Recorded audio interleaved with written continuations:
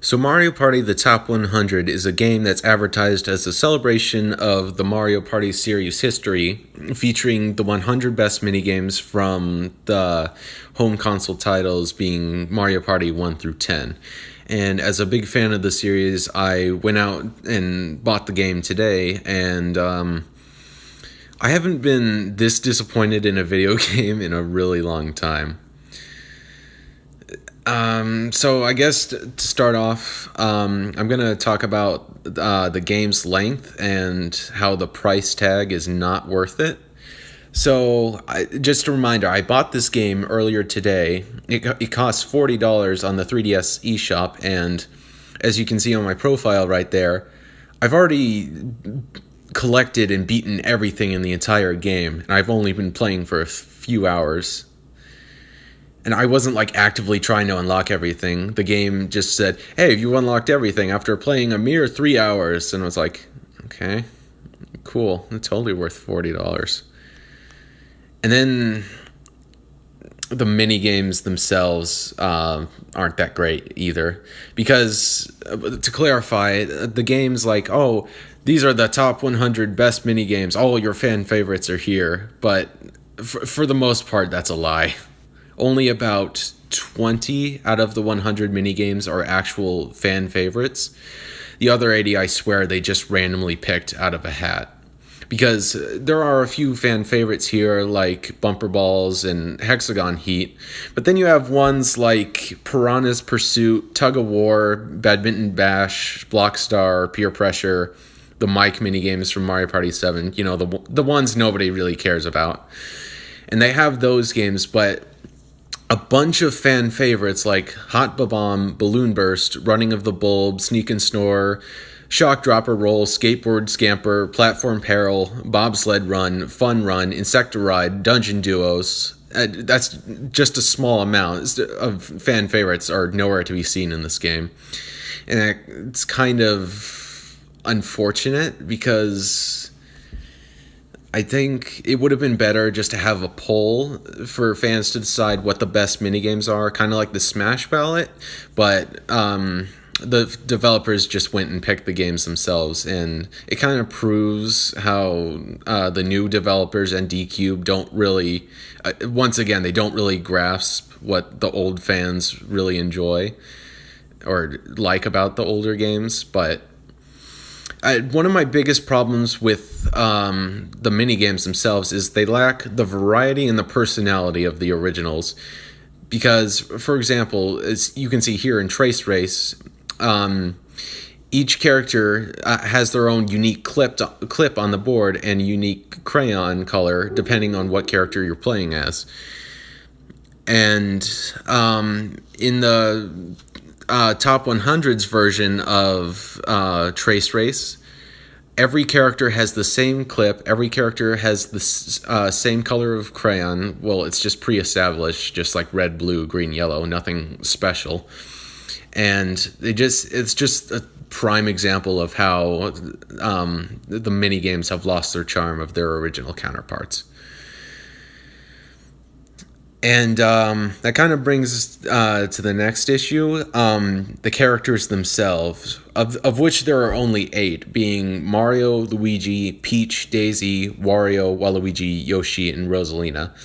Yeah, for some reason, series staples like Toad and Donkey Kong and Boo, to a lesser extent, are completely absent here. And you could argue that, oh, well, there's 100 minigames. That's a lot of animations. And I kind of get that, but Mario Party 7, a game from 2005, managed to have 88 minigames with 12 playable characters on top of a bunch of different boards and unique modes. And here it kind of comes off as lazy with only 8 characters, especially considering the fact that both boards and mode variety take a major backseat in this one. And that kind of brings us to the last problem I have with this game is the modes themselves.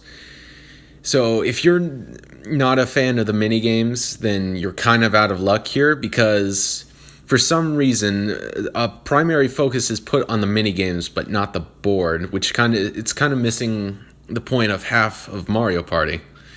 if that makes sense. So there's only like 5 modes in the game. 100 mini games is just, pick your favorite mini game. Championship battles, it's best out of 3 or 5. Decathlon, complete a series of mini games for a high score. And then there's mini game match, which you can see on the screen right here.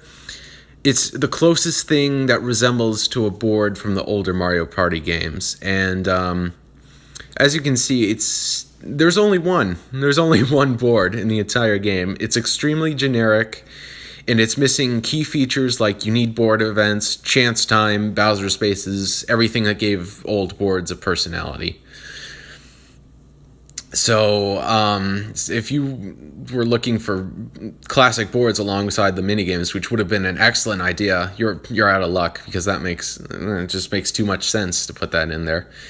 But then the other mode I want to talk about is Minigame Island, which is returning from Mario Party 1.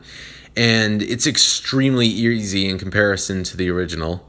It's not only are you allowed to place second or third in the new Minigame Island, even if you get last place, you can still continue.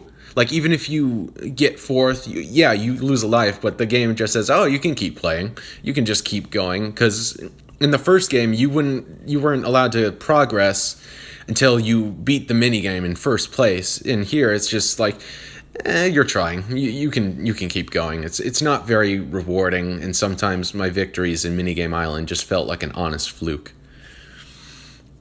So, I guess for the final verdict, if you're interested in this game, if you want to check it out and have a bunch of mini games compiled onto one cartridge, I'd recommend either a price drop or have a family member get it for you for Christmas or a birthday if it's coming up, because it's not worth the $40 price tag, not by a long shot. I beat everything in this game in like 3 hours, and just know that the mini games themselves aren't the best either. Like, a lot of fan favorites are completely absent. And if my review has convinced you anyway, if you're skeptical about this game and are not sure you want to buy it, just just stay away from it at all costs. It's nothing more than a pathetic cash grab that's trying to inflate the life of the 3DS, and tries to pander to the nostalgia of old Mario Party fans without the heart, the personality, or the effort. And it's just really a waste of your time and money. So thanks for watching.